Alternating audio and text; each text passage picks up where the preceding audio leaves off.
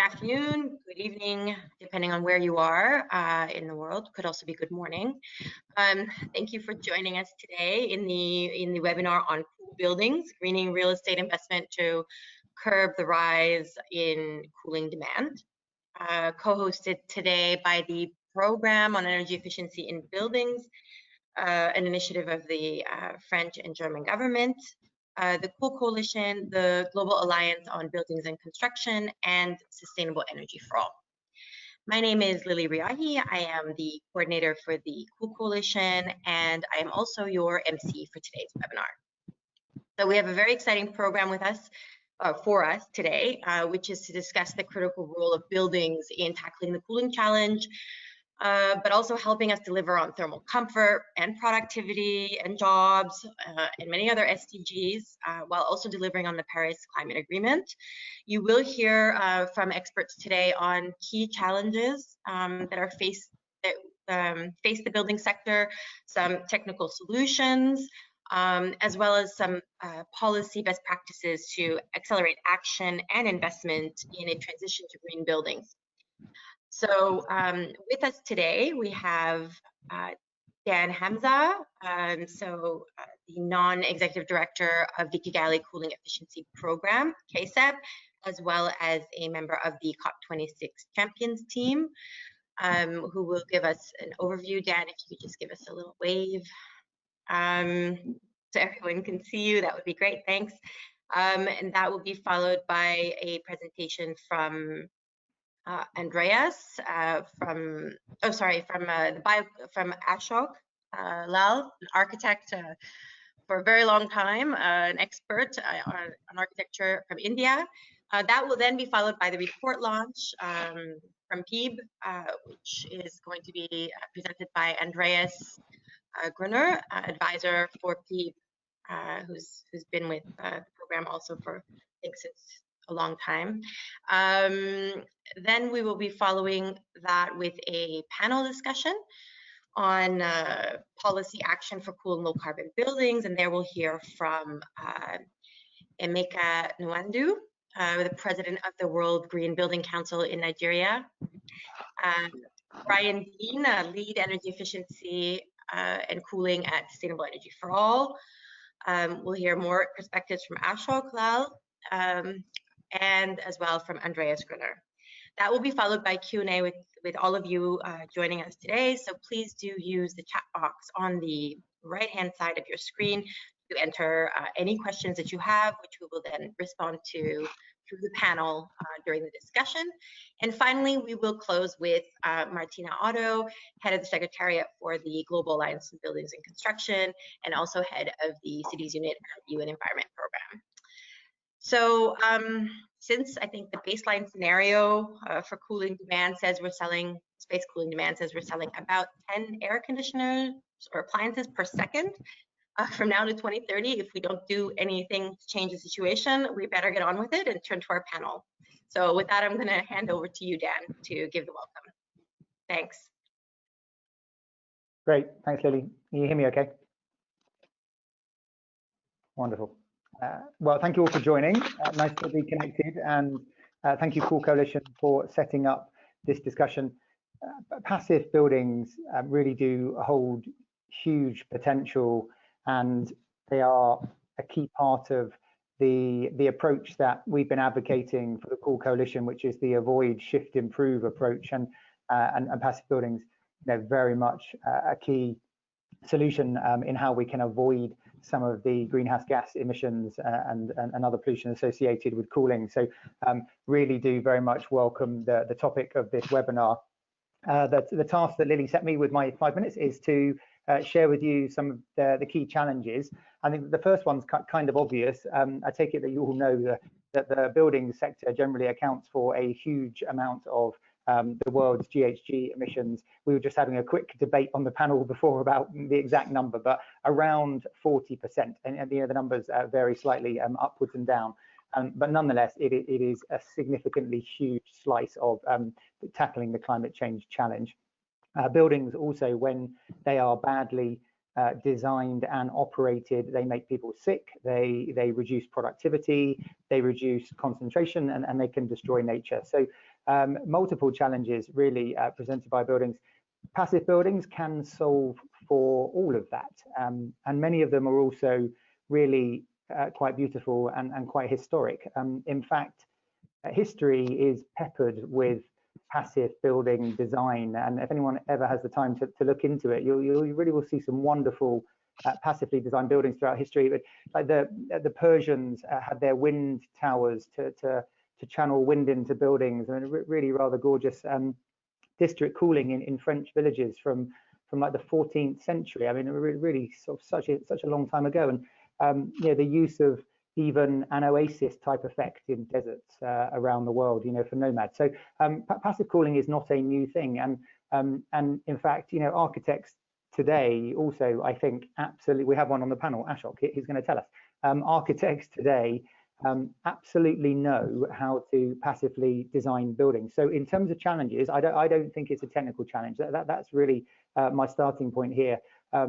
But what did we forget? Like, what went wrong then? If we have hundreds of years of passive building design experience and knowledge, then what went wrong? So the three things that I thought of sharing with you was, one, we seem to now have a love affair with concrete and glass and steel, and that they really are the dominant materials for the sort of building and construction industry, large and small, pretty much everywhere in the world. And you know, the choice of material affects the behavior of the building, as well, of course, as the embedded carbon. So that's challenge number one, is this love affair with, I would say, you know, not the right building materials. I'm not saying we can't, you know, I'm not saying we can go without concrete, steel and glass, but there are many other materials we can use. That's the first challenge.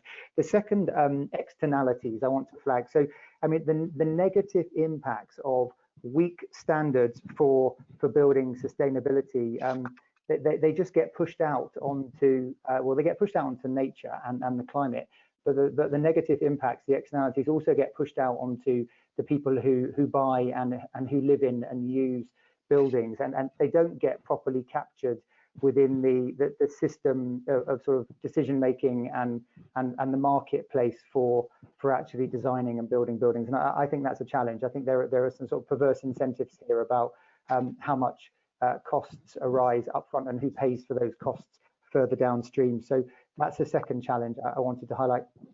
The third challenge I want to highlight is the lack of capacity for enforcement regimes. So actually, technically, I think it's not so hard to write code, building code for passive buildings. Ashok can probably do it in his sleep, as can other people on this panel. But actually enforcing those codes requires you know, it requires sustainable sources of resources and financing.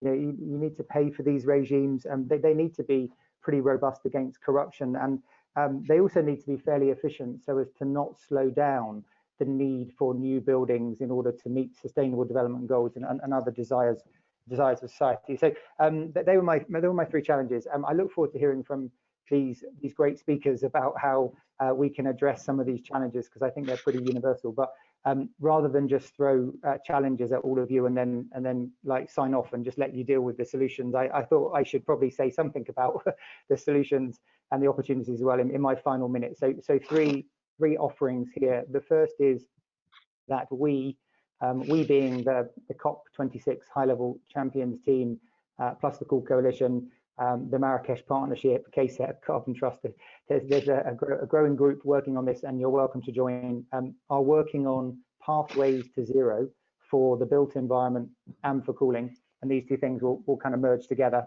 as the pathways are developed, to understand how we get to zero and to feed all that into the momentum and the ambition for COP26. So please get in touch with me, and I'll put you in contact with the lead on the pathway to zero for the built environment. I'm doing the one on cooling, if you have ideas and want to help us out there. Secondly, the Kigali Cooling Efficiency Programme is inviting proposals to support cooling within the nationally determined contributions that will be enhanced for COP26. So there's some funding available, around 12 million. Passive cooling absolutely is one of the solutions that we are expecting that countries will want to be working on, and that we will be happy to provide some of the resources for. And my third and final point is, just to urge all of you to advocate that as we build back better from COVID, that that includes passively designed buildings. We've got to be smart about not locking in these negative impacts from the built environment, as there'll be a rush to to throw money on the table to save jobs and to kickstart economies. We must build back better with passive design. So wherever you are in the world and whatever influence you have, please make your voice heard in order to ensure that these stimulus packages and these efforts include passive building design as much as possible. So that's my three opportunities. Very much look forward to the discussion. Thank you very much once again, Lily, and everyone for hosting me. And for all of you that have joined, keep up the great work on passive building wherever you are in the world. Great, thank you so much, Dan. So now actually I'd like to hand over to Ashok, who you've also alluded to a few times, can give us some great insight on passive buildings and specifically on bioclimatic architecture. So the floor is yours. Okay, thank you, Lily. So I'm just trying to move this forward. It's not moving, but when we go to the next slide, here it is. Right. Once again, please. Next, let me try. Yeah, here we are. So I'm sitting in New Delhi, and I'm going to tell you something about the whole challenge of curbing the rise in cooling demand from a developmental point of view, where as populations are growing, cities are developing, and so on. So I'm going to tell you about the India case, which might be true for many parts of the world, so it's worth sharing. I'm moving to the next slide. Can I ask you to please move next one? I think I should hand over the control to you. That's better. So already buildings account for 30% of our energy consumption in India. And in 2012, residential buildings already consumed 2.3 times the energy that was consumed by commercial buildings. So it was already a large sector. It's really about how the residential sector is going to be a critical thing to watch. And now with rapid urbanization, and we have the next button, please press the next button. With rapid urbanization and the construction of new homes with growing populations, as well as rising standards of living, the current estimate is that in 2032, the demand for electricity in the residential sector will be 7 times that of the commercial sector. So I just want to point out that, with the formation of cities, rising standards of living, we are going to get a huge explosion of demand in the residential sector. Next, please. And of course, this is a straight correspondence between the amount of building that has to be done in order to accommodate populations. And green bar that you can see here, comparing 2012 to 2047, you can see how much increase in construction is likely to happen to accommodate all the populations that are moving to the cities, and compare that with the orange bar, where the rise in the amount of building that is required for commercial buildings is much less. So my main point here is to focus our attention on the residential sector. Next. And what's happening in the residential sector is that room air conditioners are being purchased left, right, and center.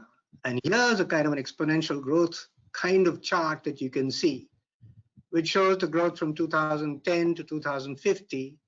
And it is saying that you are likely to add another 150 gigawatts of additional energy demand nationally, just for these room air conditioners. That's where the real issue lies. Room air conditioners are the real issue right now. And how do we get out of that? That's the question. Next. Well, it all starts with Mr. Carrier inventing the machine, which we now call the air conditioning machine. And it gets established in 1952 at the White House, when the White House gets centrally air conditioned, and then of course it spreads like wildfire right across the globe. And it has become the standard, as if it's the right thing to do and the only thing to do. And you know, it's a culture that has overtaken the world.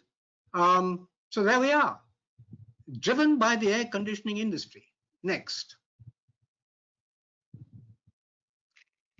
And we've known that we need cooling. Here's a hand fan, and beautiful array of hand fans from all over the Indian subcontinent. Fantastic collection. And it tells you, well, blow the air across your face. That's the first thing to do. Feel comfortable. That's the easy thing to do.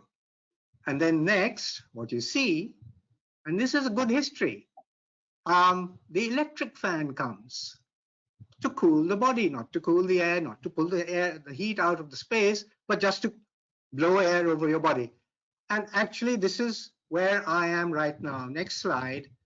I am in my office right now, which has ceiling fans. It has some assisted ventilation. It is a semi-basement, so it is a heavy mass protected from the outside.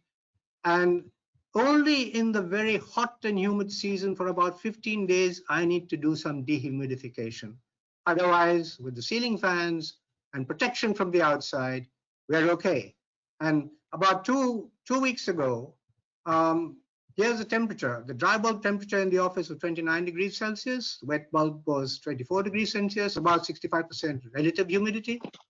Ceiling fan on, I was very productive, intellectually active too, believe it or not. So there we are. So next. What has happened recently though, and this is a fantastic change in the whole question of comfort standards. We've been used to comfort standards of 22, 23, 24 degrees centigrade applied globally for all times by the air conditioning industry, as if that's the right thing to do. But research has now established that there is such a thing as adaptive comfort. And Richard de Deer and Gail Brager actually persuaded ASHRAE to accept this standard. But they accepted it only for naturally ventilated buildings. I said, no, this should be for all kinds of buildings. This is the standard. You're comfortable at lower temperatures during the winters, you're comfortable at warmer temperatures during the summers, and there's quite a range of temperature within which you can be comfortable.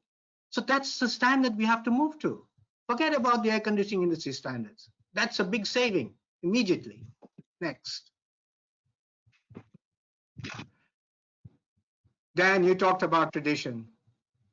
This is a building from Jaisalmer in the heart of the desert. Press the next button, please. Heavy mass. Next. Heavy mass protected from the outside. Like very good shading. Next. With good natural ventilation. You let the air through the building in the night when it is cool, and you close the building up during the daytime when it gets hot. Cool the mass down and stay cool. Simple solution. Tried for hundreds of years. Next. That's tradition. Next slide, please. But what we are getting today, Dan, once again, I'm reinforcing what you're saying. Next picture. Press the button. Wow, here we go. Another one. Press again. Here we go. This is negative design. The earlier design was climate conscious. This is climate anti-climate, negative. Excessive glass, unshaded, facing the wrong way. And you can see how people are suffering in that. And this is what pushes you into air conditioning. Simply negative design is the problem. We've got to set it right. Next.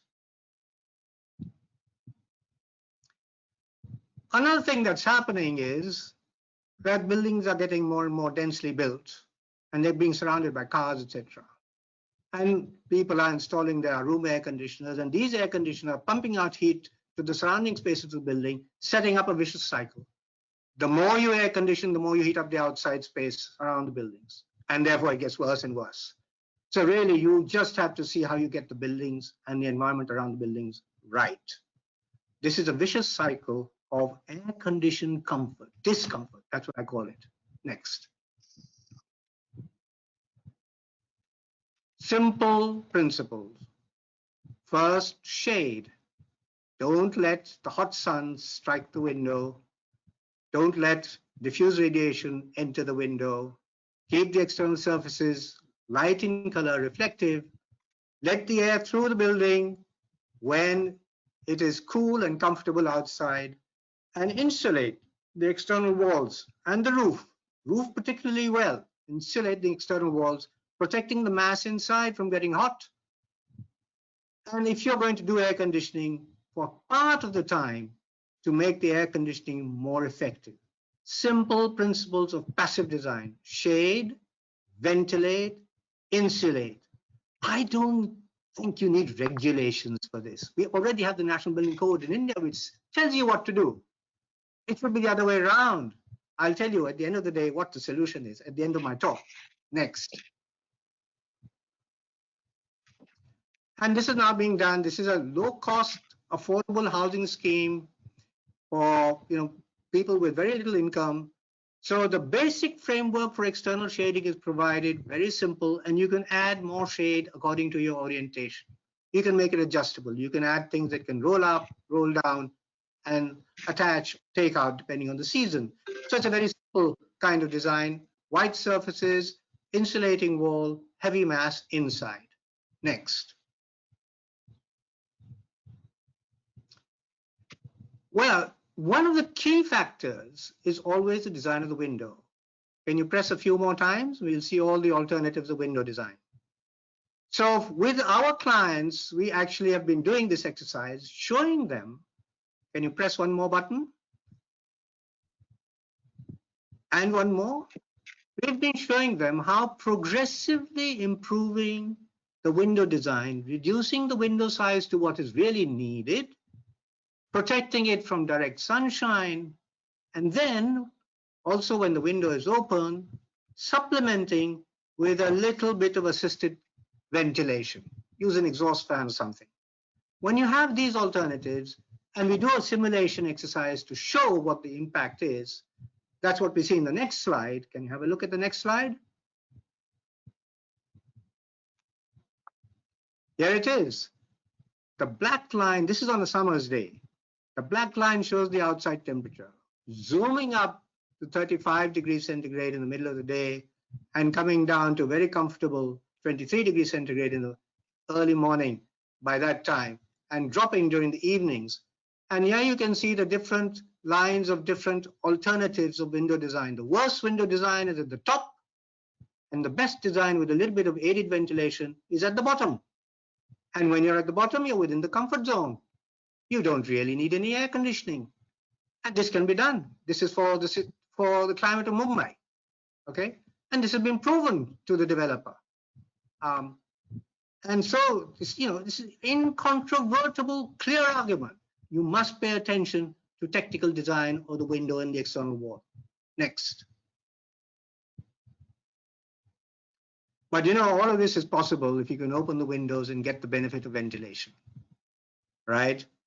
But if your cities are high density, intensive development with buildings surrounded by motor cars, fossil fuel based transportation, what we are getting progressively in India, in the big cities, is pollution, noise, the urban heat island effect taking over, and rising temperatures within the city compared to the outskirts of the city, not to speak anything of the anticipated rise in global temperatures because of climate change. So there is a clear link between the potential of passive design and the management of cities at city level. Cannot be forgotten. Next. And what is happening as a result of the pollution of the cities? Very high levels of PM 2.5. You get 600 PM 2.5 level in the at certain times of the year on the street, and noisy streets, rising temperatures. So what do buildings do? They become fortifications. where they want to control the indoor environment against the inhospitable city around them. That's what's happening. Next. I just want to spend a minute or two to talk something about commercial buildings, office buildings, high performance office buildings, even where you feel that you need, really well controlled environments, etc., etc. What we're finding is that if you combine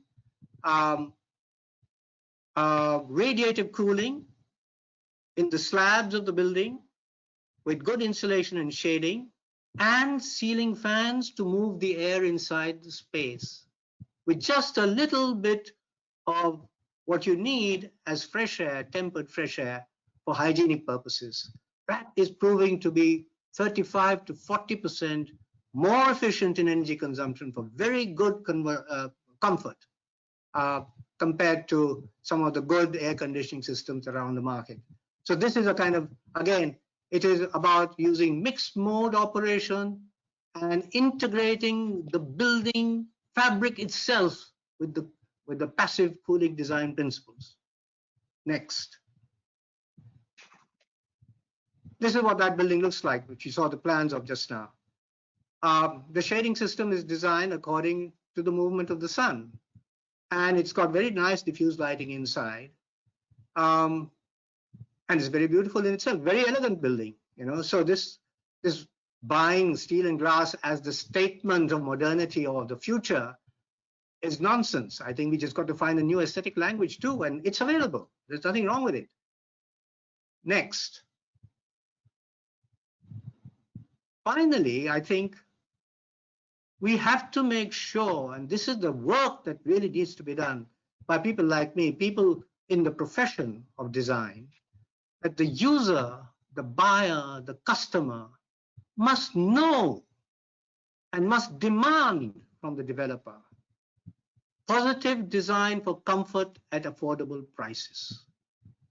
They have to create the demand. Otherwise, developers have all kinds of, like selling Coca-Cola. You can sell anything. You can sell anything in the world if you've got, the right advertising company with you. So it's the customer that has to know what is required. And the principles, the simple principles are laid out on the right-hand side. These are the things that you need to do: shade, ventilate, insulate, assist air movement, ceiling fans, assist ventilation, avoid air conditioning. That's all you have to do. Thank you.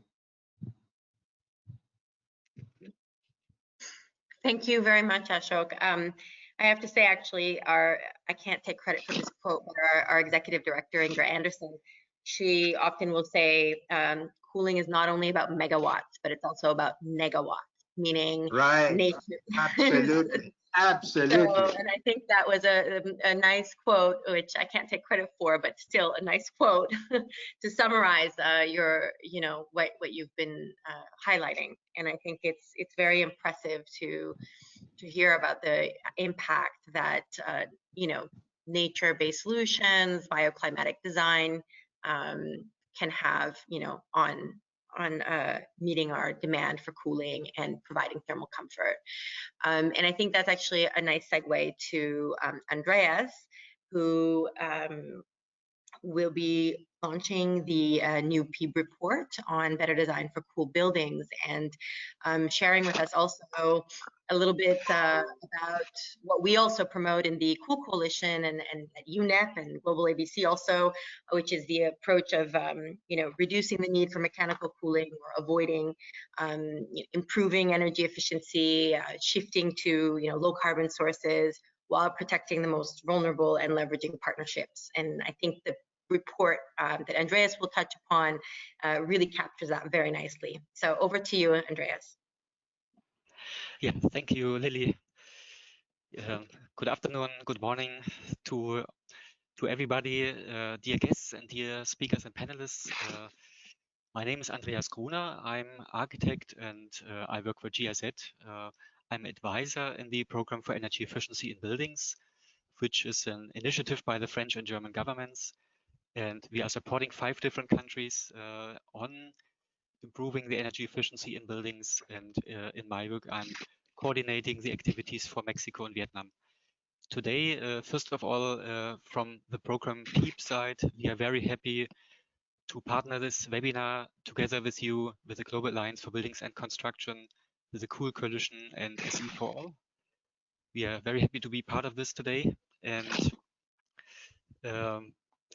today in this webinar from our side, we are launching our working paper on better design for cool buildings. So this is what I'm going to introduce you, and the basic content and our message on improving building designs for having less cooling demand in buildings. Yeah. Buildings, they are really the sleeping giant for climate change.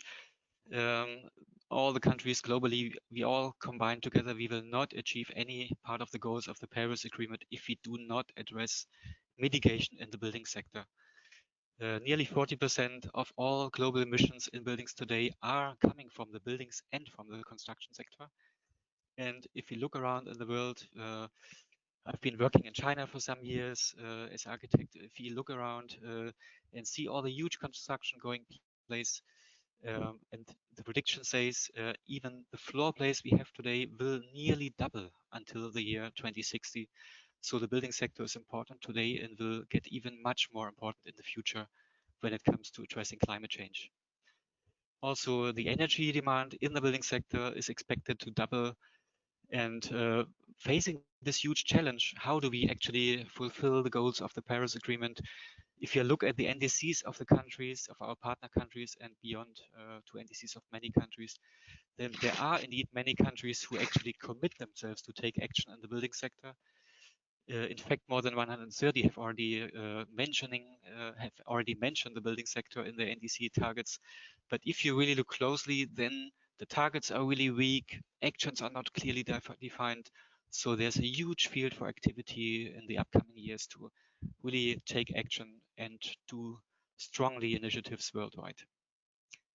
Coming to the cooling issue, the cooling challenge, I mean, as Ashok already said before, it's not only in India, it's all over the world, and especially in the hot emerging and developing countries where huge construction is taking place today, that the energy demand for cooling will grow tremendously and is projected to triple until the half of the century. So if you imagine all the air conditioners we are already seeing today, if you're looking around, sticking out from the building facades, so just imagine 3 times more even are going to be built in the next years if you don't do something about it. So there's an urgent need for action to curb somehow this really exploding demand for cooling in buildings.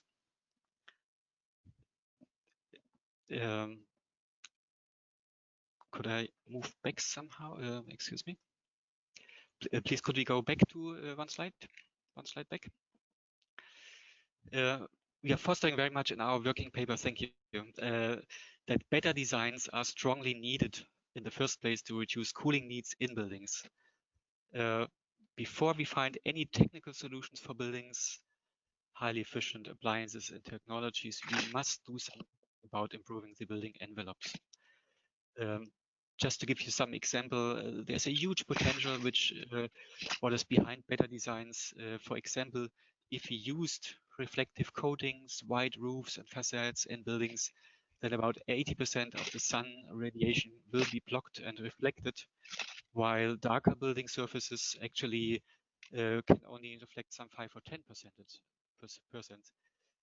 of the solar energy. So we can actually, by such a simple measure as better colors, better coatings, avoid any strong overheating by the sun's energy. Also, if we use natural ventilation, if buildings would be prepared for enabling natural cross ventilation, the air passing through, giving the sensation of thermal comfort, then about 40% of air conditioning hours could be saved worldwide. And there are a lot of more saving potentials with what better buildings can achieve, better building designs. But in order to get it right, actually, we need to address this challenge right at the beginning when we are designing buildings, when architects and planners all over the world are planning their buildings. They have to send out the messages to the investors and to their clients when designing buildings that this has to be done right from the beginning. There might be some extra costs involved. Normally they are moderate, but if you wait and address energy efficiency or cooling requirements later on, when buildings are already being constructed on the site, or when the building is already built and you're thinking about retrofit, time you need and the energy you need and the costs involved are much, much higher. So really the key message is consider it by integrated planning right from the beginning. And then buildings are long-lived assets. They are standing 30 years at least, usually 40, 50 years and longer. The money also, it's an economic issue which can be saved through these decades, through all the time, is significant. So the argument of additional costs in the beginning is always to be put in relation to the long period are being operated and used.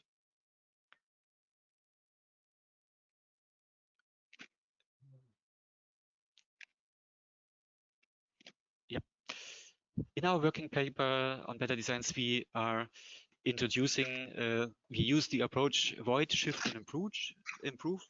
3 steps which have been used by UNEP, which have been further used by the International Energy Agency. Verified step which says avoid, shift, and improve. Avoid in the beginning, and this is our strong emphasis. Avoid in the very beginning with better building designs that you have in a building at all high cooling demand when the building is then built and used and handed over to the building users. So the design issue is the first step to get it right.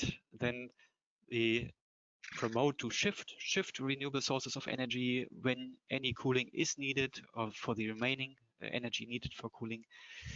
Of course, this is not always possible. We have to look at the different conditions in cities, rural areas. Of course, some technologies also need maintenance. So wherever possible, renewable energies, and then improve, use the highest available technologies for energy efficient appliances and systems when it comes to cooling and having technical equipment to involve to save the cooling issue.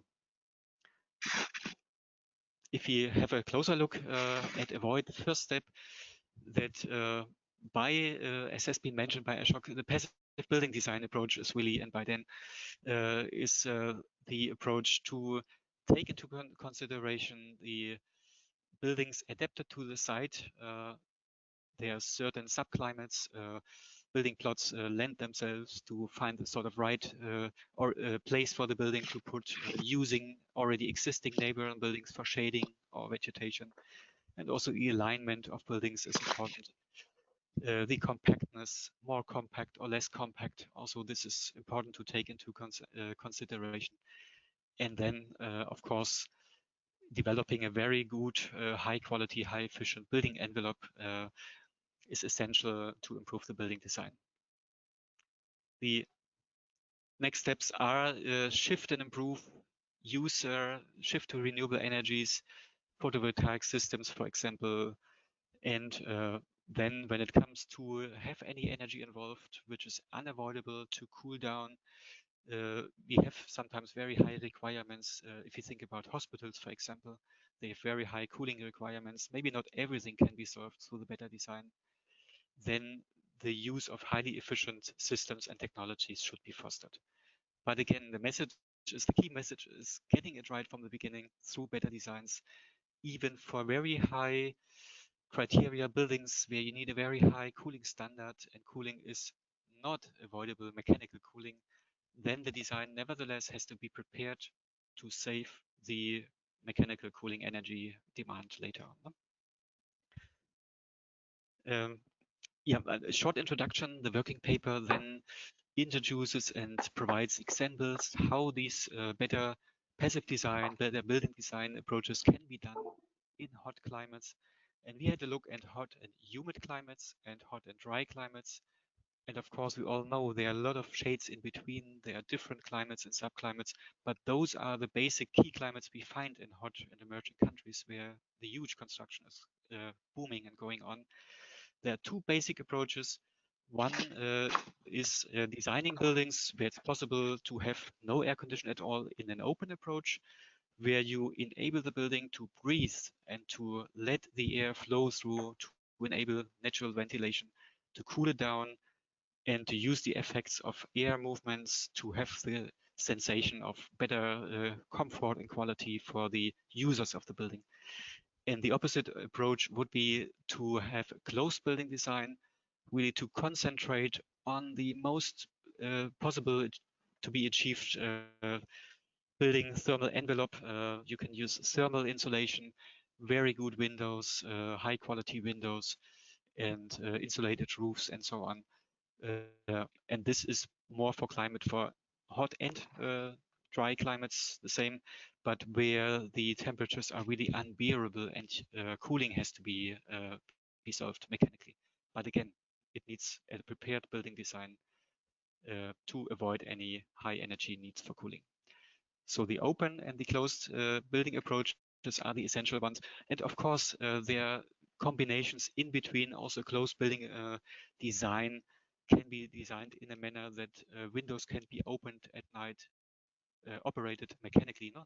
That when high temperatures are cooling down at certain times of the year, that also the mechanical natural ventilation can be used by the users of the building. The working paper has a look at more in detail on how this can be solved design-like. Just an example here in the hot and humid climate, where ventilation is essential to stay cool, that we can actually avoid to have air conditioning additionally by lightweight structures which are open, which enable cross ventilation, and which ensure constant air ventilation. There are, of course, many more details to take into consideration. External shading elements, for example, and vegetation and so on. Basically, also roofs always need to be equipped with thermal insulation. But then such a building can, in many climates, in many hot and humid climates, actually live without any air condition. And for some hotter days of the year in many climates, then additional ventilation could also be an option to solve the time of the very hot months of the year before equipping everything with air conditioners. There are other examples which I today would not like to introduce into detail. I would rather like to invite you to have a look yourself on the working paper to see more and find out about the details. We show different approaches for different climate zones, and there are also interesting examples from architects from projects in different countries in the world where you can look how this moved, and also information on the cooling energy saved and the energy demand saved. I would really like to encourage you and invite you to have a closer look. Summarizing my presentation, nevertheless, there are, of course, there are many bits and pieces which can be done to improve the design, but there are quick wins for almost all buildings which should be taken into consideration in hot climate zones. Quick wins, for example, the building orientation should be aligned from west to east according to the sun path in those climates, no? Very close to the equator. Then the window to wall ratio should not exceed 20% on average. Ashok also mentioned before, no? The importance of windows. So keep windows small, still leaving sufficiently natural lighting inside, but avoid huge glass facades which later on are heating up, letting the solar energy passing through. Roofs should be equipped with thermal insulation to block the strong solar radiation, and coatings, as I mentioned before, reflective coatings on roofs and facades can also reflect a huge share of the sun radiation. External shading, also low cost measure actually. It's really not an expensive issue. Often I'm hearing from architects and investors, this is costing such a lot more. No, those are really basic, quick to do and low cost measures which can easily be done. Ceiling fans, as mentioned, could be an option before considering to put all the high technology inside, and also vegetation, take advantage of the natural surroundings, or if there are none, then also include them in the building design. This can be also a very promising issue. Summarizing the approach, avoid, shift, and improve. Better designs are really essential.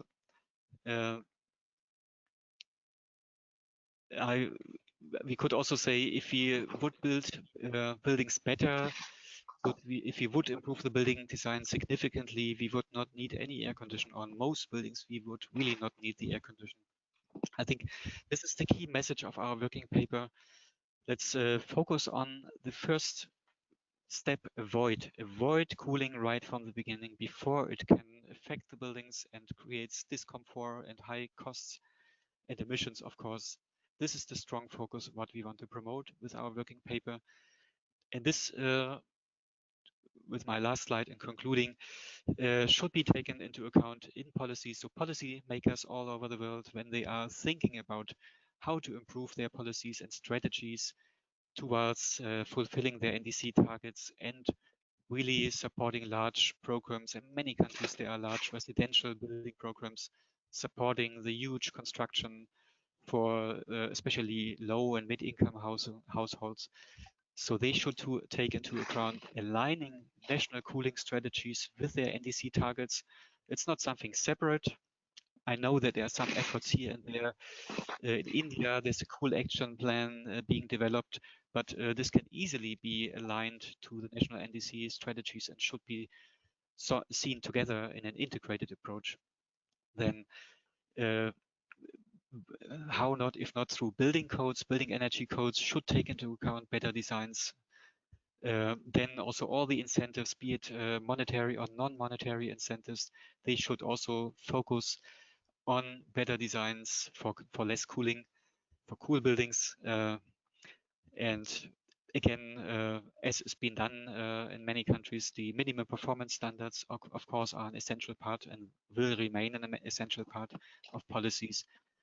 And last but not least, cooling is an inclusive issue, cooling for all. We should always take into account the majority of people in the world are facing really with access to energy. Many people are facing with the problem of having access to energy.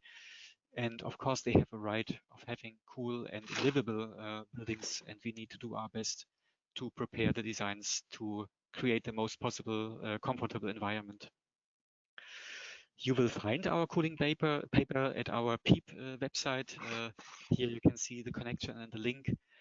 We really invite you to have a closer look and together with us to take action towards better designs in cool buildings. And of course, we are also open to receive any comments.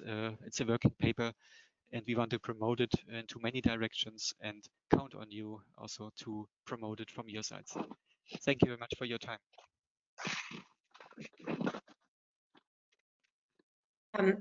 Thank you so much, Andreas. I think we've heard now a bit about the need to create the demand for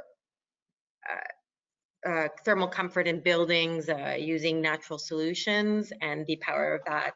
We heard a little bit about from you about the actual technical solutions which you outlined for us in this paper, as well as an approach, as I mentioned, that we in the Cool Coalition are also aligned with on avoid or reduce, shift, improve, and also protect the most vulnerable and leverage partnerships and policy. So I think that's obviously going to be the key to mobilize investment and to actually transform markets, and you touched upon that. So now I think we can turn to our panel of experts who've actually had some experience implementing policy at the national, global, or city levels to hear about those experiences and see how we can take away some best practices and lessons learned from that. So maybe I can start with you, Mika. As the president of the World Green Building Council in Nigeria, you've actually been able to implement a green building code. And that is quite an accomplishment. So, I mean, it's the first voluntary code for green buildings. And I understand it must have been quite an effort to bring together all the different stakeholders to actually have this go through, this policy. So could you tell us a little bit about about the process of actually making this happen in Nigeria, the first green building code to be passed. Yeah. What were some of the success factors, you know, that allowed you to do this effectively? And you know, what would be some advice you would give for other countries who would like to replicate what you've done? Over to you. I'm not sure if you're muted. No, you're not. Are you frozen? Oh. Can you hear me? Oh, good. There, you're moving now. So perfect. Did you hear my question, Tamika? Okay. Yeah, I caught a bit of it. If you went off for a short while there. Okay, I mean, I just wanted to commend you on actually this building code that you passed in Nigeria, and I think our audience would like to hear about the process that you undertook to engage stakeholders on this policy and to successfully have this policy adopted as one of the important policies for better buildings. Thank you very much. Yes, the Building Energy Efficiency Code, which was passed in 2017, was a good meeting, like you said, of partnership and policy. We worked with the GIZ and a wide range of stakeholders across government and the professional bodies, as well as stakeholders in finance and industry. And focusing on that code, a simple standard was developed, looking at a few key elements: window to wall ratios, shading, roof insulation, air conditioning, installation of inverter air conditioning technology, where you want to have mechanical cooling. And a system was developed to rate buildings on a star system, ranging from 1 star to 5 stars. And again, a drive to educate not just the professionals in the building industry, but the building approval authorities in federal and local government was undertaken, and that is still in progress at this time. So that has sort of provided a kernel of knowledge and an approach towards achieving cool buildings in the country. And did you face any, like, what do you think were the key success factors? Was it the stakeholder engagement? Was there a need to raise awareness of the various people on the benefits of such a code? What allowed for this effective engagement to actually take place? Yeah, that was a big part of it, because right across government, and again, the professional bodies were key to this as well. There was a very broad stakeholder engagement throughout the process, and plenty of awareness, driving awareness across these areas as well. So that was a big part of making it successful. And it's not all done, I must say, but a big part of the push has happened, we believe. And what would be if, you know, probably we have other countries listening in today, policymakers listening in, and you know, if they wanted to ask you, what would be your advice for developing successful green building codes? You know, what would you say to them in terms of advising them to undertake this journey? Yeah, I would say, sort of judging from our experience, it is good to start small. It is good to start from the basics.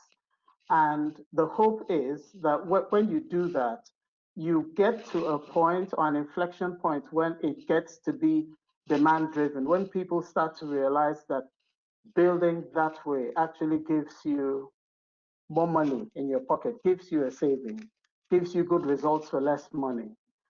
So it is, I think, starting small, starting with what people can engage with outside of the big government buildings. In other words, in the private sector, the individuals who are building their own houses, the smaller developments as well as the large. So that would be the key. Start small and then do step changes. And I guess one more question, sorry to be so curious, but I think it's a very interesting case, and I'm sure I'm reflecting the curiosity of the audience, I hope. I would like to know, it is a voluntary green building code, correct? But you've had quite success with its uptake. That's quite a statement, because there's always discussion on whether these things should be voluntary and if they're successful, if they're voluntary or not. Any comment on that front, on the decision to make it a voluntary building code and the success in its uptake? Yes, it is voluntary for now, but there is an intention to make it a little less so as time goes on. And it's good to start on the voluntary note, which has worked well for us so far. But rapidly, we're getting to that point where we really have to start putting a little more coercion, and that's where the development authorities have come in. The development authorities have been trained, the staff in the development authorities have been trained in the capital of Abuja, which is the national capital. And gradually, this training will be rolled out to the other states. A few states have started signing on to the program. When that program is in place properly, it will now become mandatory to go up the scale at least a few points. And I think that's essential to get a much wider buy-in. Yeah. So that's really useful advice, basically, not only starting small, but also starting in small, also in the sense of a voluntary approach, and working with the different development authorities to make sure that they're getting the training and capacity building that ensures they will continue to support this as you try to move towards mandatory implementation. So that's really great advice. Maybe I can turn to you, Brian. Of course, as the lead on energy efficiency and cooling as sustainable energy for all. And also, I know this buildings was also a big topic of yours previously in your life at the IEA. So I know you're very passionate about this. Do you think that we heard a little bit from Andreas about the fact that we don't see cooling reflected enough in NDCs, policies are not being picked up enough? What do you see in your role at SE for All are some of the barriers to greater uptake on building policy, and what are the opportunities for us to accelerate that from a global international cooperation perspective?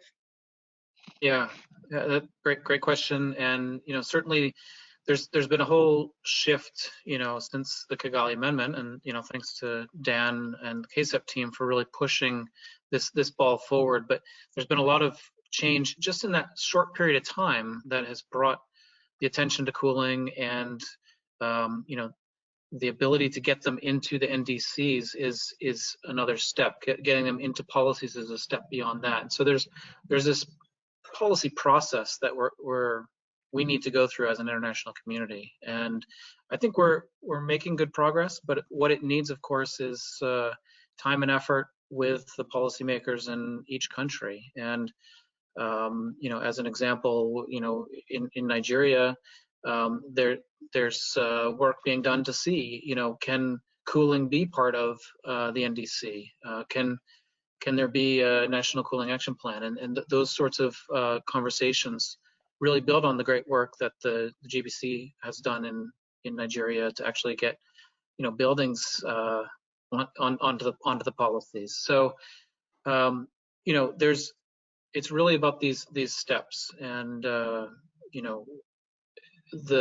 benefits are there, and I think that's what the policymakers want to see. And obviously, we have this unique moment in time right now where we need to recover economically. We need to, people are very focused on jobs, and the building sector is one of those ones that really helps on that side, but also helps tremendously on the vulnerability of, as you mentioned, the protect.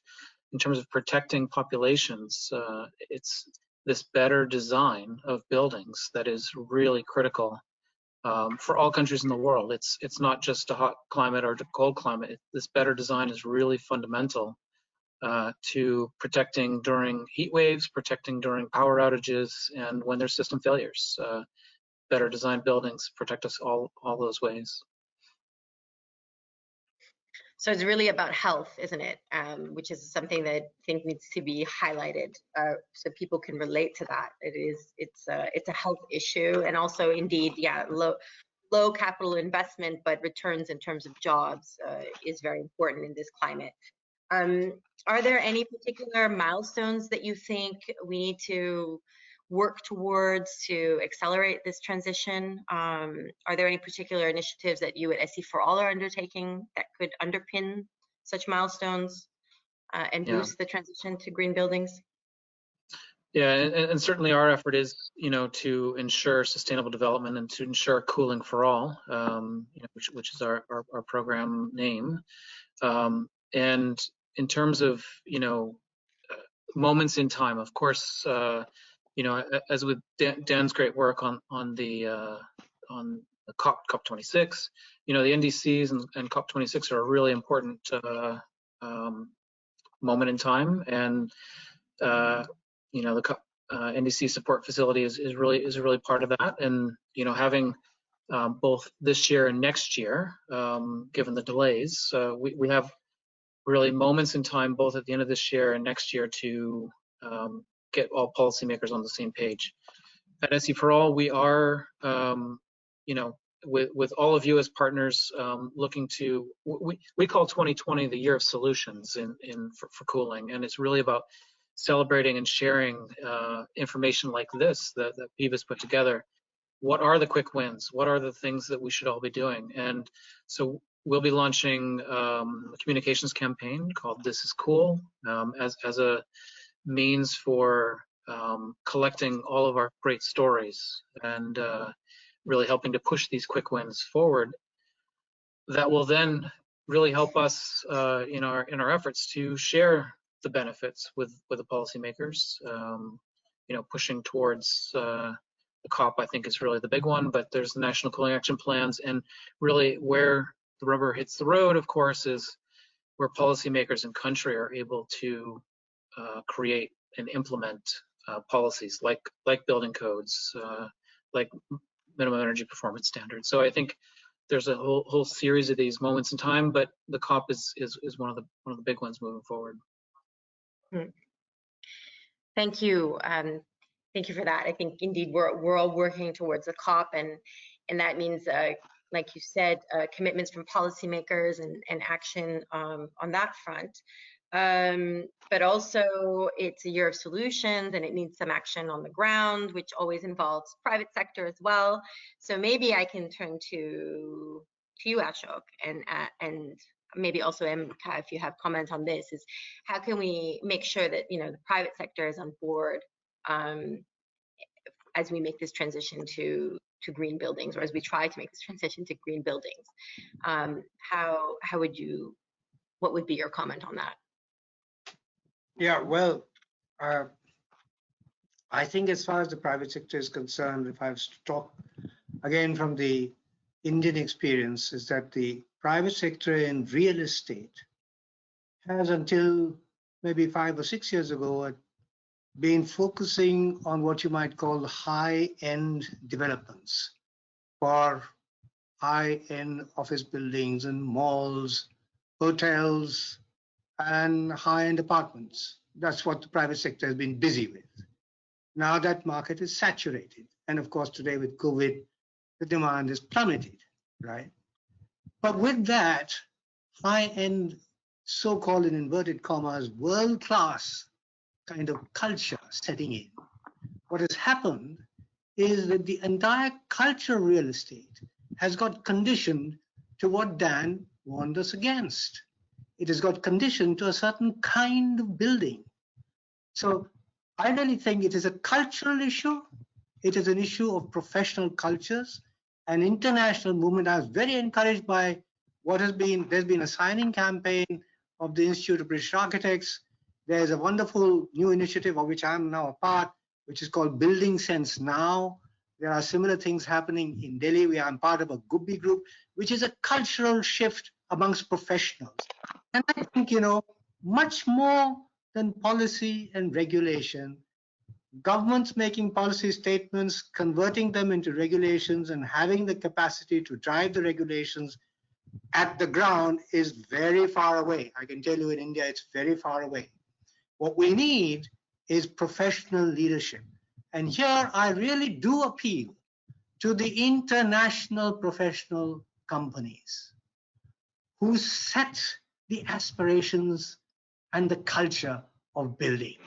They have to really turn around, and they have to be called to all these meetings, and they have to sign up for sensible building design.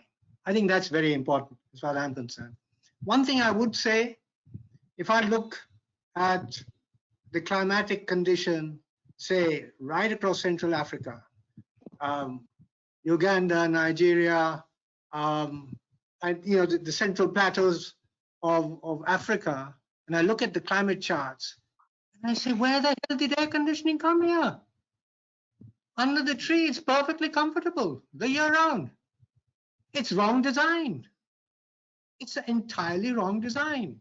So I really think that's a cultural shift. The other shift from a developmental standpoint is that if you're talking about energy for cooling for all, and we're talking about lifting the qualities of life of the poor sections of society, 70 and 80% of our, national populations, into something which is reasonable quality of life, we have to insist and we have to ensure that they drive the right kind of demand. The supply side does not work, I can tell you. There are too many. We talk about challenges, we talk about roadblocks all the time. But if I'm not buying your bread because it's the wrong kind of bread, that's it. You better do the right kind of bread. So I think we have to do much more work on cultural side in society and in profession. That's my view. And hopefully campaigns like This Is Cool, it's for all, and other, the work we're doing with the Zero Emission Pathway and the Cool Coalition and these kinds of things, and also PEEB working paper can help contribute to that cultural shift. And I think you have to convert them into local languages, please. That's very important. Yeah. Yes, you're right. You are right. I don't know if Brian, you want to say something on that? No. Well, we haven't got just absolutely.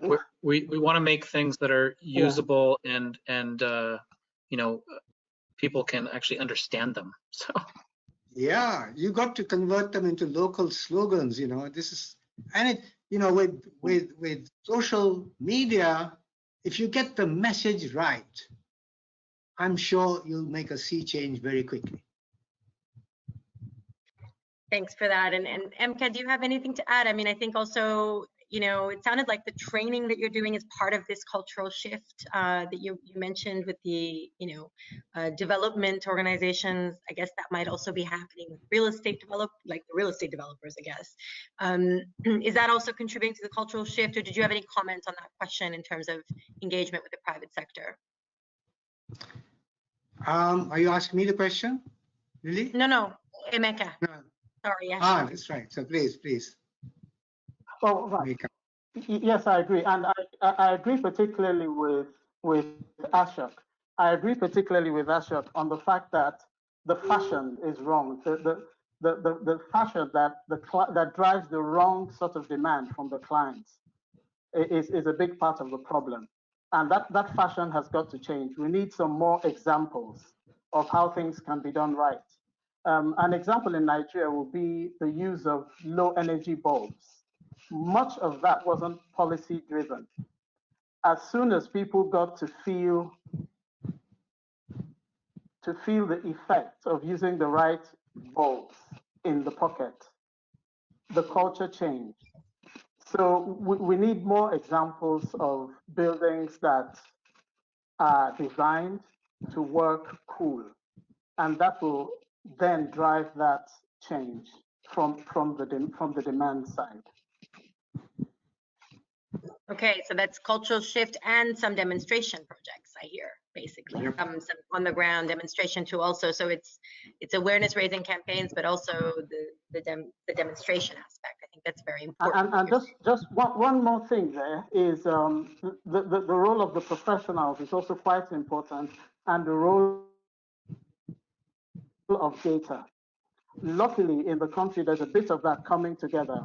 There are systems now we have, particularly with the Architects Registration Council, where buildings are registered on a database, and it's gone up to 8,500 buildings currently over the last 3 years. And this sort of gives us a funnel for putting through the professional inputs, putting through programs that inform the professionals so that the professionals can in turn inform the clients about what the possibilities are with energy efficient and cool buildings. Very important point. Make sure that the interlocutors are also having the data at hand to make the case. Yeah. Okay, so maybe Andreas, we've heard a little bit from the panelists on their opinions on how to, on the importance of the cultural shift, and also on training. I mean, you've heard the comments from panelists. I won't repeat them. What do you think,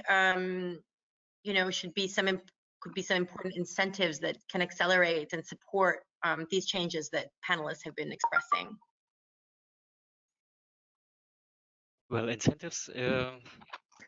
Maybe adding briefly to the private sector what has been discussed, I just would like to add one fact that sometimes also better designed buildings may have, sometimes there's a discussion, traditional buildings versus modern buildings. No? And often modern design is, or let's say, improved building envelope and better improved design can be associated with traditional buildings 100 years ago or something. And this is sometimes also what happens, that clients say, I want to have a modern building which looks like this. But actually, there are brilliant architects around and designers and planners. Better building designs can actually be very fashionable. I just wanted to add this point to the discussion.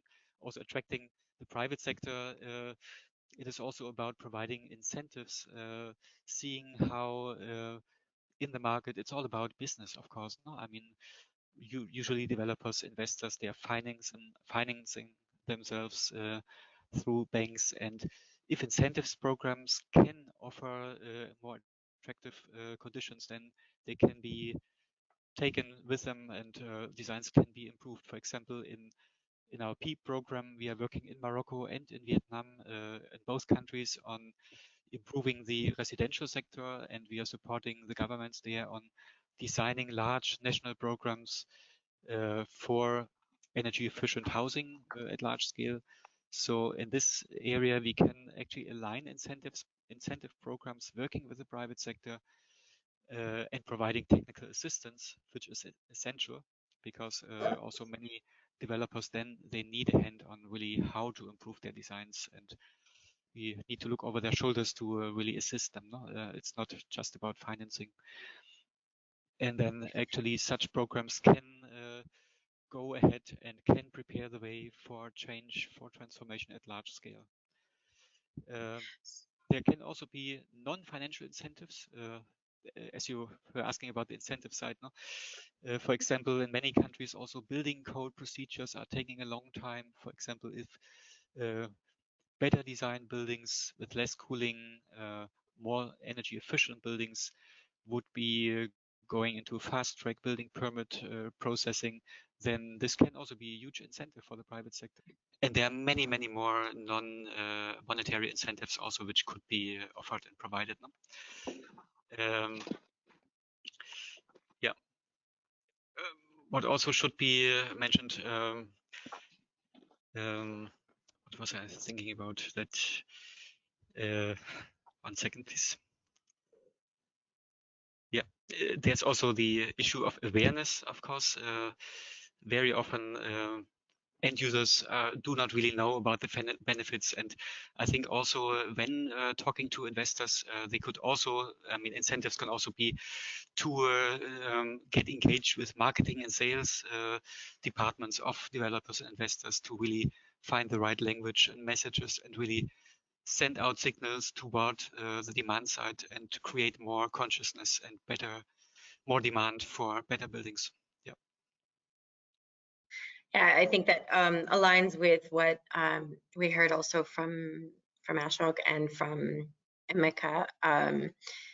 in terms of making sure that, I call them the interlocutors, but basically people who are, speaking and creating the demand, basically, have the data and have the training and have the language, basically, to do an effective job.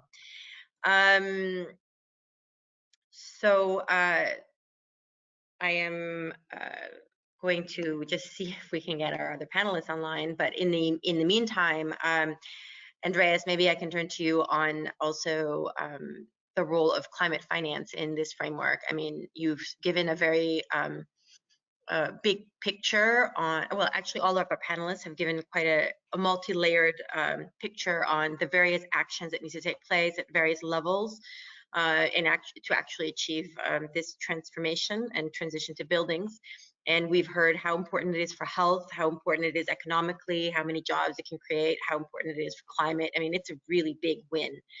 And the climate aspect, I mean, we heard from Dan at the beginning also in terms of emissions reduction savings from the global, the emissions from the building sector. So what have you seen in terms of the role of climate finance, and has it been channeled effectively towards this issue, and how can we design climate finance better if needed to tackle this challenge? Yeah, climate finance is definitely important. GCF, for example, NAMA facility, or there are many instruments, donors, and financiers who are able. I think they play a really important role, and I think from the implementing program sites like our program PEEP, we need to work on clear messages and conditions. Very often, the financing side needs clear baselines and verified data on really proven impacts of measures they are going to finance. And I think programs, national buildings programs, can actually contribute at large scale the experience and the potential impacts to convince the financing side to take action. I think also for attracting climate finance, the national development banks in many countries, they play an important role. We see this also in Mexico, one of our partner countries. There are development banks which are very interested in climate financing and channeling this into the building sector, so they can really be important key partners for attracting international finance. And in Vietnam, an experience is also green bonds, the development of green bonds. There's a huge discussion on new instruments, be it leveraging involving climate finance via green bonds, but also using national funds in the country to stimulate better buildings. Okay, great. Thank you for that. That's quite a number of ideas in terms of how we can channel climate finance. I don't know if any of our other panelists have any comments on that. Lily, this is Ashok. I'm back on, except my face is not with you, but my voice is probably with you. So that's a pity. We want your face with us, Ashok. But don't you worry about that. Thank you for letting me know that you're there. Yeah. Because we have such an esteemed panel, I'm just going to ask maybe one more question and then look and see if there's any questions. I know we're over now time because it's 5 minutes to 9:30. Oh, sorry, to 4:30. Where I am, it's in Bangkok, it's 9:30. But I want to make sure that we give everyone the due time, and it's been a very rich discussion. So I think one thing that we haven't touched on, which is very important, and I wanted to make sure we touch on, is the fact that Ashok, you mentioned quite significantly about the fact that buildings are, they're part of urban development, sustainable urban development, and without good planning, we're not going to be able to get to the full potential of what we can do in the building sector. We really need the city development to also follow that sustainable path. And maybe there, Ashok, we can have a little bit from you on how we can sort of align city development to ensure that it's sustainable and promoting better building design. I mean, we hear that there's, I think, a city the size of Paris built every week, and so that's quite significant if you think about it, and it's a huge opportunity So if you could maybe give us some insight on that, would be great. I think that's an extremely important point. What we are seeing, for instance, in India at the moment is that there is a lack of understanding between the correlation between city and buildings and the potential, or what you might call low carbon futures for our urban growth. That's, in fact, if you take a broader bracket, it is really, we are talking about low carbon futures for urban growth. That's what's happening in urbanizing countries. And that combines the way cities are configured and built. And within that, how buildings can do whatever they are supposed to do by passive means. This correlation at a technical level has not been clearly established and communicated to our policymakers. That's a big, big gap. So city planning is heading in one direction. And the idea of energy savings on buildings is trying to do something else. City planning is going towards very intensive high-rise, high-density in India, I can tell you. And it's driven by real estate interests. It's driven by the idea of exploiting land by real estate. It is driven by that. It's producing a certain kind of city. And that city, let alone, cooling, but when you've got a 20-story high building, you're going to consume more energy just to be in it, right? Going up and down, taking water up and down, and you're going to be much less resilient. If there's a fire, if there's an earthquake, if there's a power breakdown, you're not going to be able to survive. So it is just real estate, let me tell you, is pushing that. And policy thinks that the right image of the city is Hong Kong, believe it or not. So I think there's a huge job here to be done about what is the right optimal urban structure, urban form, where you can leap into low carbon urban futures. And let me tell you something about shift to solar PV. We have calculated that across India, if you build 4 stories high or 5 stories high, the roof space that you get, if 60% of that roof space can capture the sun, you can provide the annual electricity need for simple living for all those below that 5-story high roof. Okay? But as you go taller, that potential goes. You go in the opposite direction. So there are many factors that come together here. And I think that's a big gap in our frameworks of theoretical frameworks of the relationship between building and city. Thank you, Ashok. Very well said, and I think very important points also that urban development can have such a huge impact on the success of building, of promoting a better building design, and also the role of mixed-use planning and land use in all of this is important, and I think something that I wanted to make sure we had highlighted in this panel. I just want to make sure our audience has a chance for questions, and I see that we have a few.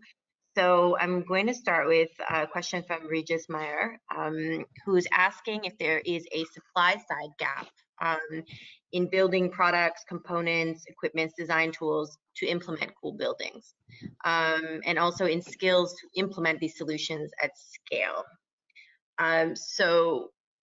Well, who would like to take that question? I saw Brian nodding, so maybe I can turn to you, Brian, first. Yeah, and I'm certainly curious what Ashok and Emeka think on it as well. But yeah, there's certainly a supply gap just of both knowledge and products. And I think that's really what our goal is about this year, is to really try to make sure that more information is accessible to more countries, that countries can leapfrog as opposed to going to the Hong Kong city skylines, as Ashok was mentioning. They can leapfrog to more sustainable solutions by knowing what it is that our ancestors have known for generations about how to design for extreme climates. And so a lot of the basic fundamentals of building design are there, but I think the products, the local manufacturing of those products is a gap that we do have, and translating it into a different perspective from the real estate industry, as Ashok was getting to. I can come in on Lily, if I, Yes, of course. Just to qualify what Brian is saying, that as far as India is concerned, it's a large, diverse country with a fairly good industrial infrastructure. I think we have no problem on supply side because we have materials for walling, which are of fairly good insulation value. You've got these paints that are reflective. You've got reasonably good window design. You can put in the shading. You can insulate the roof. You can open up the windows. You can have ceiling fans, and you have also high efficiency air conditioning equipment that is available to us. So I don't think there's any, at the moment, there's no supply side bottleneck, I don't think. It's much more demand side and much more culture side. Design the right building and use the right materials in the right combinations.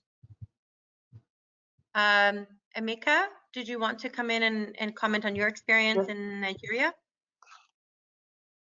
Yes, I think we have a big scale side deficit. A supply side deficit or a scale side?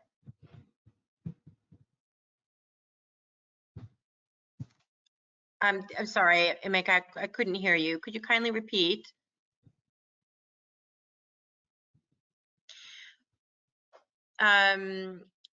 Andreas, I know you worked a lot with also in implementing this work as through GIZ with Emeka. Maybe you have some comments as well on this. Do you think that there is a supply side gap and also a gap in the skills needed to scale these solutions? You're muted. Please unmute. Sorry, excuse me. Yes, I was muted. Yeah, no, as mentioned before, yes, definitely there's a knowledge gap. If you look at the private sector, quickly asking, you hear a lot, yes, I know all this, but once you look closer, then there's a lot of lacking knowledge on really improving designs. And quickly it is understood as adding additional technologies. I use the same design as always, and I add here and there a few things, and then the building is better. So now it really needs a paradigm shift, providing knowledge and best practices, good examples from elsewhere to assist and support. But I think, yeah, this can be done at the supply side, and then what is available or not really depends on the countries. India might look different than other countries in this regard. And always. Also, it should be taken into account the country context, the local context. For example, going where mechanical cooling cannot be avoided because the climate is too hot, then in cities and big cities, you might still find different solutions than in rural areas. So also high tech requires maintenance and so on. This kind of knowledge and maintenance issues also need to be considered, of course. Right. So it very much depends on country context, I think is an important point. I've heard here also a question that was emphatically asked because we lost some questions in the last round, and he asks here specifically, Ashok mentions a dilemma that we have now between increasing air pollution versus the need of using natural ventilation. Are there any ideas or best practices on how polluted air can be naturally filtered before it enters the building? I think that one's for you, Ashok. Yeah, well, it's really like dealing with the symptom rather than the disease, isn't it? So I think that I would like to say that you should ask a different question. You should first ask the question, why on earth is the air polluted? And me, as a citizen, as a designer, why can I not ask for a way of having a city, moving around the city where there is not so much pollution? And it's about mobility planning, it's about densities.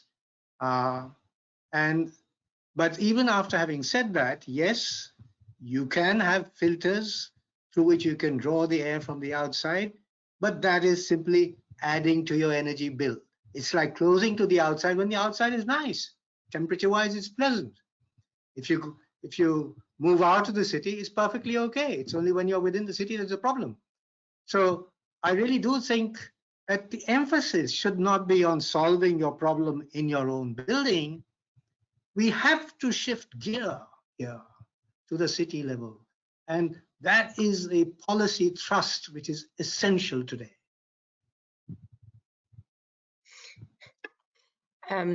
I think your comment about changing the question could be a motto for this webinar. It's like, you know, flipping it around and starting from needing to address the root problem in the first place. So thank you for that. I'm going to take one more question, and then we will come to a close with Martina Otto providing closing remarks. The last question here I have is from Alexander Stork from the Environment Agency in Austria. Oh, just disappeared on me, sorry. It was about nature. Okay, there it is. So what is the expert recommendation to significantly increase building greening and trees in cities to improve shading, natural ventilation potential at night, and quality of lives in the built urban areas? Dan, you want to take that one? Okay, go ahead. Well, yeah, thank you, Lily. I mean, just one comment.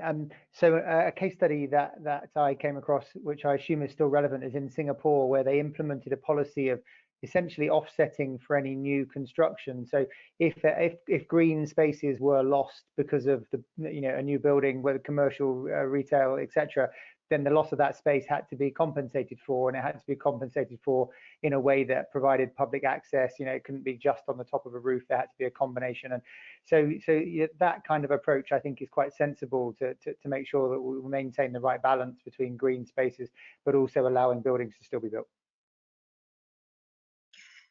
Thank you, Dan. Is there anyone else who wants to comment on this question before we hand over to Martina?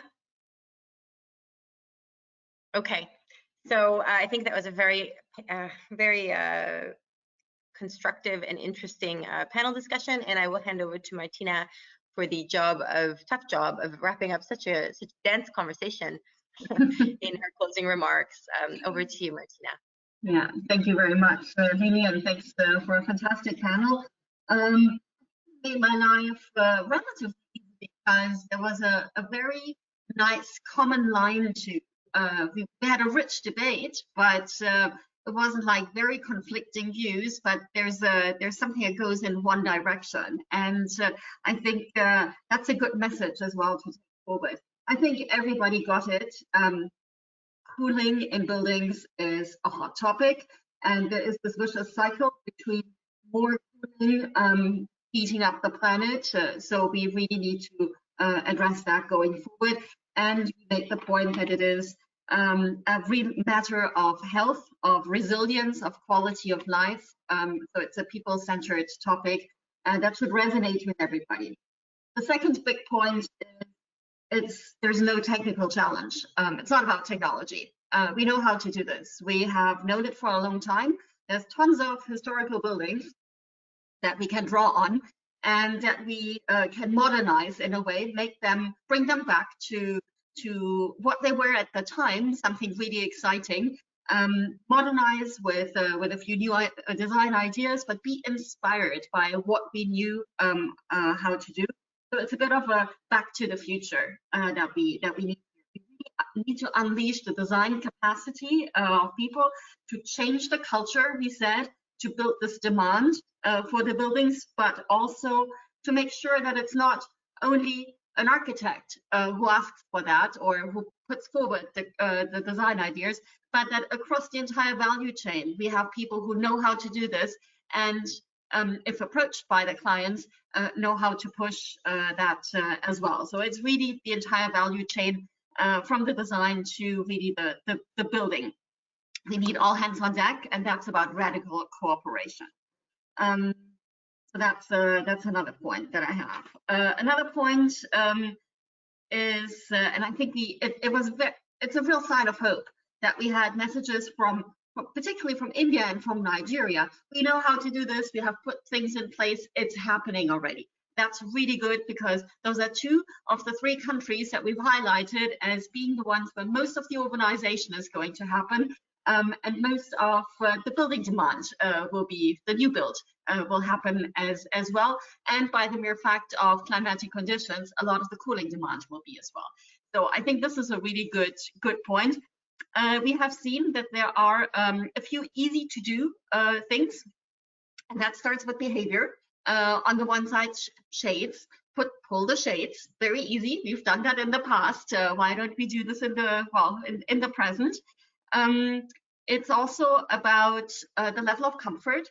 What is it that we think is comfortable, and maybe a few degrees less than outside, no matter how high outside is, does already the trick, then rather cooling it down to sometimes the ugly 15 or 17 or whatever it is in places that are really hot outside. Then obviously there is a lot of other options, from the fans through the cool roofs to green roofs, and to more elaborate things really in the building design, starting, but easy to do as well, starting with exposure.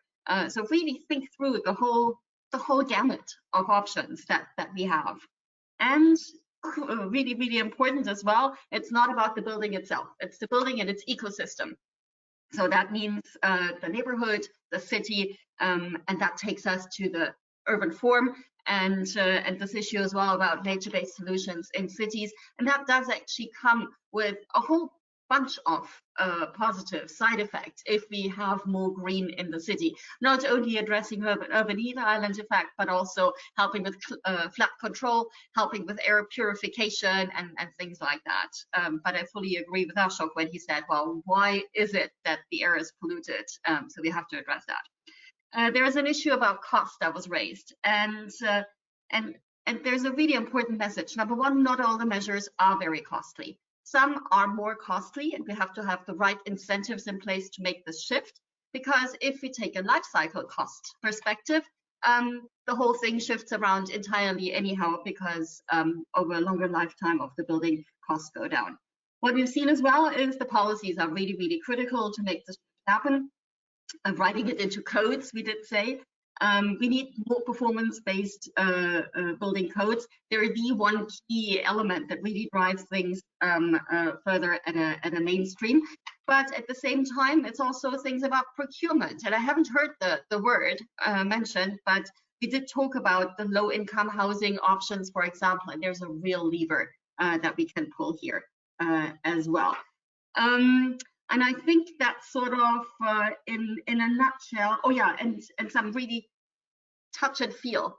So some pilots that you can see that show an example. It's not in theory, it's practice. And if we create a bit of a hype around that, then we can actually help with creating that demand and that culture shift that we were talking about.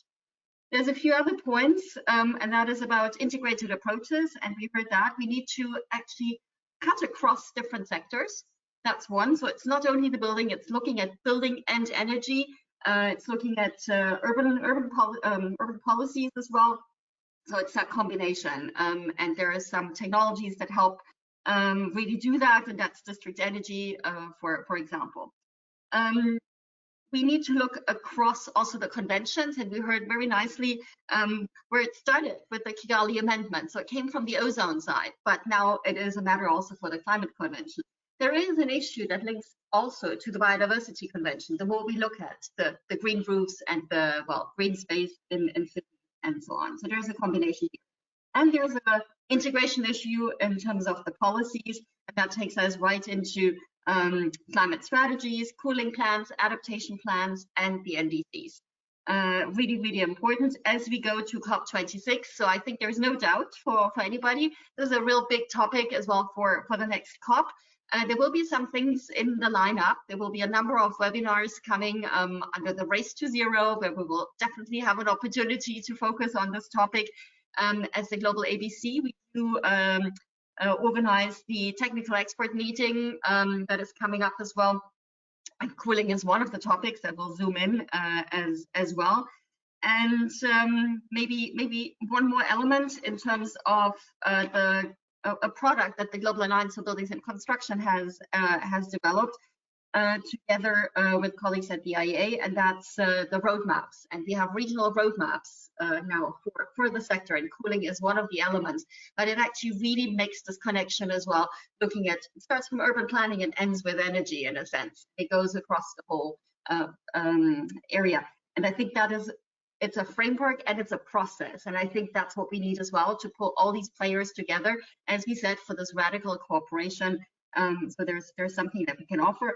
And I think it was interesting. This webinar didn't talk a lot about COVID. Usually all the webinars that I'm attending, they start with it and end with it, and there's a lot. But I just wanted to say, if there's one big thing that for this topic that COVID has brought home, is how important the buildings are, our homes are, and how vulnerable people are if they have not access to affordable and adequate housing.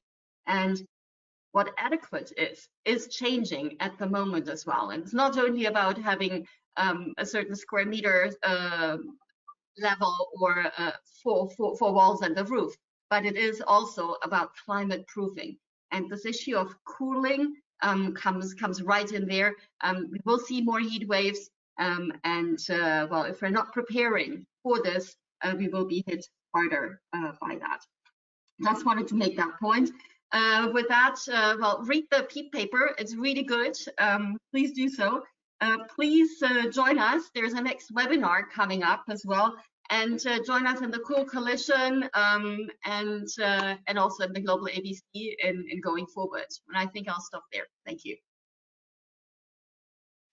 Thank you, Martina. I just want to say thank you to all of our panelists. Dan Hamza-Greger, Brian Dean, Andreas Runner, yourself, Martina, Otto, as well as Amika Nwandu and Ashok Lal for the very interesting conversation. I'd like to let you all know that we received several comments from the audience thanking all of you for the insights today. So a lot of comments on that, and I thought I'd share with all of you.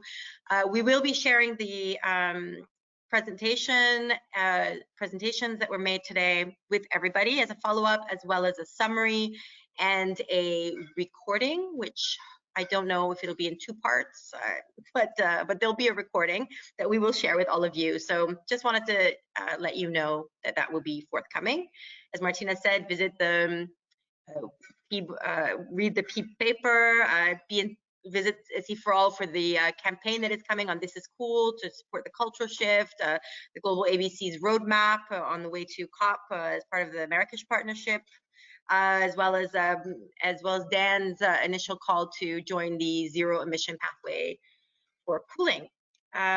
So with that, thank you very much, and have a good evening, good day, good afternoon. Thanks. Bye-bye. Thanks, everyone. Bye. Bye. Thank you. Bye-bye. Bye-bye. Bye-bye. Bye.